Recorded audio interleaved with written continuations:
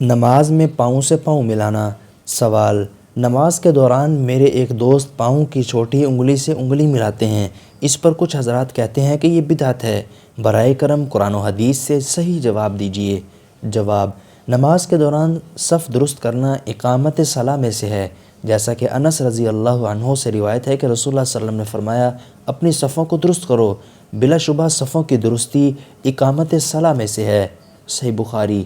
ایک دوسری حدیث میں ہے کہ رسول اللہ صلی اللہ علیہ وسلم نے فرمایا، صفوں کو قائم کرو اور کندھوں کو برابر کرو اور خالی جگہ پر کرو اور اپنے بھائیوں کے لیے نرم ہو جاؤ اور شیطان کے لیے کوئی خالی جگہ نہ چھوڑو، اور جو صف کو ملائے اللہ اسے ملائے اور جو صف کو توڑے اللہ اسے توڑے۔